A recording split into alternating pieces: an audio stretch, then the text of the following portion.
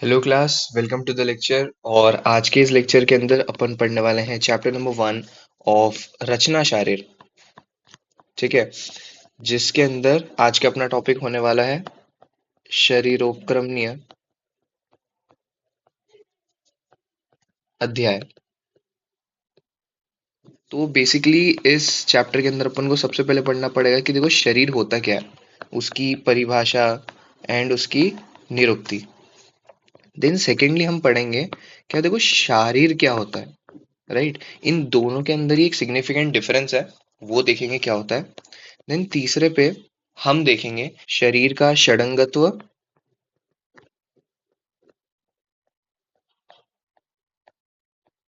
And fourth number के ऊपर अपन देखेंगे कि शरीर का ज्ञान प्रयोजन क्या है।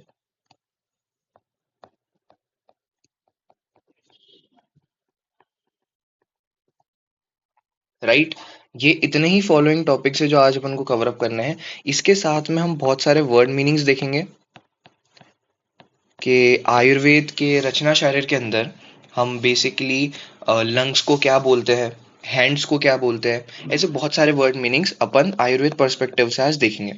तो चलिए फिर इस बेसिक ओवरव्यू के साथ अपन चालू करते हैं आज का लेक्चर। तो let's jump into the first topic. ठीक है, जो कि है व्हाट, शरीर की निरुक्ति। तो बेसिकली शरीर निरुक्ति मतलब शरीर वर्ड का वर्ड मीनिंग क्या है। तो यहाँ पर मेंशन आउट है एक श्लोक के अंदर जिसमें लिखा है शीर्यते अनेन इति शरीरम। अब शीर्यते का मतलब क्या होता है, समथिंग दैट कैन डीके, मतलब जिसमें कैटाबॉलिज्म हो रहा हो, हम उसको किससे रिलेट कर पाएंगे, शीर्यते से। राइट, ये देखो हिंदी के अंदर भी लिखा है जिसमें अपचन या उपघटना हो, उसे हम शीर्यते बोलते हैं। तो शीर्यते अनेनिति शरीरम मतलब जिसमें शीर्यत हो रहा है, अर्थात जिसमें कैटाबॉलिज्म हो रहा है, हम उसे डायरेक्टली क्या बोलेंगे, शरीर की, मतलब उसको शरीर की संज्ञा दे सकते हैं अपन। राइट, अब on the very next topic अपने पास में आ जाता है शरीर की परिभाषा। तो देखो शरीर की परिभाषा, परिभाषा से अपन क्या समझते हैं, डेफिनेशन। राइट, तो इसके बेसिकली इस परिभाषा के चार टाइप्स हैं, अपन पहले उनको समझते हैं। ठीक है, ठीक है, पहला टाइप जो है वो है चेतना अधिष्ठान। दूसरा जो टाइप है वो है पंच महाभूत। देन है विकार समुदाय। देन है संयोगवाही।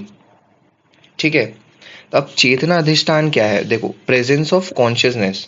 अब देखो अपन लोग ह्यूमन बीइंग है, राइट, अपन अपने पास भी एक शरीर है, तो उसके अंदर अपन को कॉन्शियसनेस रहती है हर चीज की। राइट, तो वो एक हो गया चेतना अधिष्ठान। देन आता है पंच महाभूत। अब ये तो अपन को बेसिकली पता ही है यार कि अपनी बॉडी 5 एलिमेंट से मिलकर बनती है। Right, air water fire earth and sky. तो ये अपना दूसरा एक टाइप हो गया। देन थर्ड पे अपन बात करते हैं विकार समुदाय की। विकार समुदाय मतलब होता है गैदर्ड प्रॉब्लम्स। जैसे कि अब शरीर है तो देखो शरीर में डिसीजेस भी होगी। राइट, अब बिना डिजीजेस वाला शरीर तो देखो पॉसिबल है ही नहीं आज के लाइफ में। एक हो गया अपना विकार समुदाय। तीसरा हो गया अपना संयोगवाही। संयोग मतलब दोष धातु मल इन बैलेंस्ड स्टेट। इसका मतलब क्या है, देखो दो अपने बॉडी के अंदर दोष रहते हैं, धातु रहते हैं और मल रहते हैं। ये तीनों जो है अगर अपनी बॉडी में एक बैलेंस्ड अमाउंट के अंदर रहेंगे, राइट, तो ही हम उसको क्या बोलेंगे, शरीर बोलेंगे। राइट, एक नॉर्मल शरीर हम उसी को बोलेंगे। तो जिस भी बॉडी के अंदर, जिस भी शरीर के अंदर चेतना अधिष्ठान होगा, पंच महाभूत होगा, विकार समुदाय होगा और संयोगवाही होगा, हम उसे ही शरीर बोलेंगे। इसका एक श्लोक है जो कि है तत्रम शरीरम नाम चेतनाधिष्ठान भूतम पंच महाभूत विकार समुदायात्मकम संयोगवाही। इसका वही मीनिंग है जो अभी मैंने ऊपर एक्सप्लेन किया। देखो यहाँ पर भी एक बार अपन रीड कर लेते हैं। इसका अर्थ यह है कि हम शरीर का नाम तथा शरीर संज्ञा उसे ही देते हैं जिसमें चेतनाधिष्ठान हो, पंच महाभूत हो, विकार समुदाय हो एवं संयोगवाही हो। चेतनाधिष्ठान का एक गुण हो गया, पंच महाभूत एक गुण हो गया, विकार समुदाय एक गुण हो गया, संयोगवाही एक गुण हो गया। तो ये चारों चीजें जहां प्रेजेंट रहेगी हम उसे क्या कहेंगे, हम उसे कहेंगे शरीर। शारीर परिभाषा देखो, आ की मात्रा का एक्स्ट्रा है यहाँ पे। ठीक है, देखो शारीरम अधिकृत्यो क्रतो ग्रंथः शारीरः, मतलब शरीर रचना के बारे में मुख्य रूप से लिखा गया ग्रंथ शरीर कहलाता है। मतलब देखो, शरीर किसको कहेंगे अपन? ये तो अपन ने देख लिया, शरीर अपन कहते हैं बॉडी को, ठीक है, या जिसमें वो चार कैरेक्टरिस्टिक्स या चार गुण प्रेजेंट हो। शारीर हम उसको बोलेंगे कि देखो, एक रेफरेंस बुक आप ऐसा समझ लो कि देखो, शरीर को, शरीर से रिलेटेड एक ग्रंथ लिखा गया है, या शरीर के बारे में जो भी ग्रंथ लिखे गए हैं, हम उनको शारीर बोलेंगे। और थर्ड नंबर के ऊपर आता है शारीरी, मतलब इधर बड़ी की मात्रा, इधर छोटी की मात्रा। इसका मतलब होता है आत्मा। तो इन तीनों के अंदर अपन को होता है बेसिकली कंफ्यूजन कि यार, शारीर क्या है, शरीर क्या है, शारीरी क्या है। तो यहाँ से आप उसको क्लियरिफाई कर सकते हो। ठीक है, चलिए, तो अब अपन नेक्स्ट अपने टॉपिक की तरफ बढ़ते हैं, जो कि है शरीर का षडंगत्व।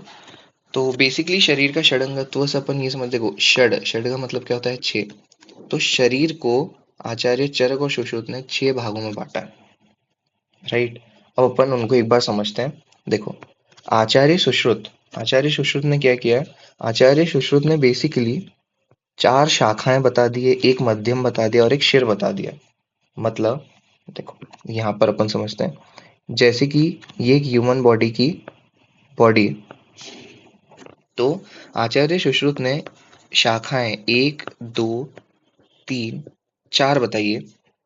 एक उसका मध्यम पार्ट मतलब ट्रंक रीजन को बता दिया है, और एक उसका शिर पार्ट मतलब कि उसका हेड रीजन आचार्य सुश्रुत ने बॉडी को डिवाइड किया।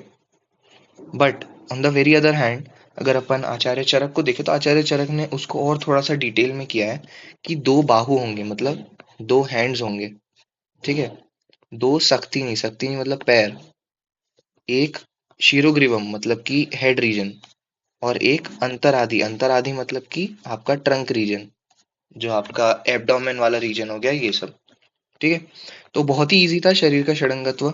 इसके अंदर ज्यादा कुछ दिमाग लगाने वाली चीज नहीं थी, तो बेसिकली आपके कॉमन सेंस से भी अपन इस चीज को समझ सकते हैं। Now let's go to the next topic, जो कि है प्रत्यंग वर्णन। ठीक है, ये सुश्रुत के अनुसार है, और इसके अंदर आपको बेसिकली आयुर्वेद वर्ड्स और उनका इंग्लिश मीनिंग, या उसको मॉडर्न से कैसे कोरिलेट किया गया है, वो अपन देखेंगे इसमें, राइट। सबसे पहले अपन उन बॉडी पार्ट्स को, उन बॉडी रीजन्स को, उन प्रत्यंगों को डिस्कस करते हैं जो कि अपनी बॉडी के अंदर एक ही पाए जाते हैं, मतलब वन इन नंबर।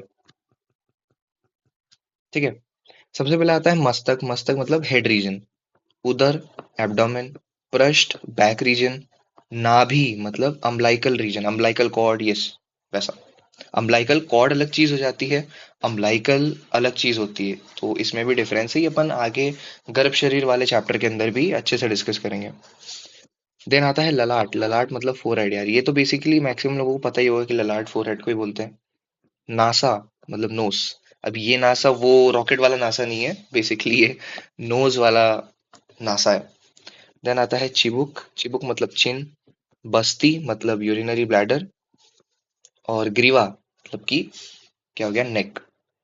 अब हम डिस्कस करते हैं जो कि दो रहते हैं अपने शरीर के अंदर, मतलब डबल इन नंबर, जो शरीर में पेयर के अंदर एग्जिस्ट करते हैं।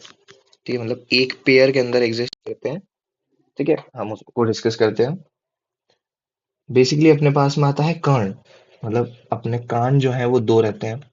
नेत्र, नेत्र अपने रहते हैं दो। शंख मतलब टेम्पोरल रीजन, अपना अपना लेट सपोज कि ये हेड है, हेड के इस साइड एक टेम्पोरल रीजन रहता है, इस साइड एक टेम्पोरल रीजन रहता है, राइट। देन आता है अंश मतलब शोल्डर रीजन, दो शोल्डर्स रहते हैं अपने पास में। गंड मतलब होता है चीक्स। कक्षा मतलब एक्जिला। स्तन मतलब मैमरी ग्लैंड्स। वृषण मतलब टेस्टिस। पार्श्व मतलब लेटरल ट्रंक। अब ये जो भी चीजें हैं, ये जो भी वर्ड्स हैं, ये आने वाले लेक्चर्स के अंदर बहुत क्लियर हो जाएंगे। तो अभी सिर्फ और सिर्फ इनको ऐसे समझ के रखो कि हाँ यार, दीज थिंग्स एग्जिस्ट। ठीक है, देन पार्श्व मतलब क्या हो गया अपना लेटरल ट्रंक। स्फिक मतलब हो गया ग्लूटियल रीजन। जानू मतलब हो गया नी। बाहु मतलब हो गया आर्म। ठीक है, फोर आर्म बोल सकते हो। ठीक है, ऑल राइट। अब ऐसी भी चीजें हैं जो अपनी बॉडी में मोर देन टू में एग्जिस्ट करती है। जैसे अपनी फिंगर्स हो गई, देखो यहाँ पे मेंशन है 20 अंगुली और 9 बहिर्मुख स्त्रोतस, मतलब ओपनिंग्स। अब बहिर्मुख स्त्रोतस क्या होता है, ये अपन क्रिया शारीर के अंदर बहुत अच्छे से डिस्कस करेंगे, बट मैं बेसिकली एक ओवरव्यू दे देता हूँ। देखो, बहिर्मुख स्त्रोतस क्या होता है, अपनी बॉडी के अंदर की ओपनिंग्स, राइट। जैसे आपकी नोज है, तो नोज के अंदर कितनी ओपनिंग्स है, दो। माउथ है, उसके अंदर कितनी ओपनिंग है, एक। फिर आपका क्या आ जाएगा, ईयर्स आ जाएंगे, ईयर्स के अंदर कितनी ओपनिंग है, दो। ऐसे करते करते टोटल एटसेट्रा एटसेट्रा ये 9 होती है। ठीक है, 9 ओपनिंग्स होती है अपनी बॉडी के अंदर। ठीक है, तो फिर अपना लास्ट आज का टॉपिक, जो कि है शरीर ज्ञान का प्रयोजन। शरीर ज्ञान प्रयोजन मतलब कि इम्पोर्टेंस ऑफ शरीर ज्ञान, ये अब हम लास्ट टॉपिक डिस्कस कर रहे हैं। इसके बाद चैप्टर पूरा की पूरा डन है। देन नेक्स्ट चैप्टर के अंदर अपन पढ़ेंगे परिभाषा शरीर, उसमें बहुत सारी चीजें आएंगी। ठीक है, चलो सबसे पहले श्लोक से स्टार्ट करते हैं। शरीरम सर्वथा सर्व सर्वदा वेद यो भीषक आयुर्वेद स कांसर्येन वेद लोक सुख प्रदानम। मतलब, जिस भीषक के पास शरीर का सर्व ज्ञान होगा, वह आयुर्वेद का भी संपूर्ण ज्ञान रखेगा, एवं इस ज्ञान से वह सर्व लोगों को सुख प्रदान करेगा। ठीक है, अब इतना सा श्लोक है, ये तो बेसिकली अपन को याद करना ही है। इसका एक फ्लो चार्ट फॉर्मेट मैंने बनाया है, इधर साइड देख लो। अगर आपके पास में शरीर सर्ववेद का ज्ञान है, तो आपके पास आयुर्वेद का भी कंप्लीट नॉलेज होगा, मतलब आयुर्वेद का कांसर्नियन वेद का ज्ञान होगा। ठीक है, और ये सब चीजें होने के कारण आप लोक सुख प्रदान कर सकते हो, मतलब कि आप किसी भी पेशेंट को एक अच्छा ट्रीटमेंट दे सकते हो। ठीक है, तो बस बेसिकली इसका शरीर ज्ञान का प्रयोजन, जो शरीर ज्ञान का इम्पोर्टेंस है, वो इतना ही है। तो बस आज के लिए इतना ही, and let's see you all in the very next lecture, जो कि होने वाला है परिभाषा शरीर।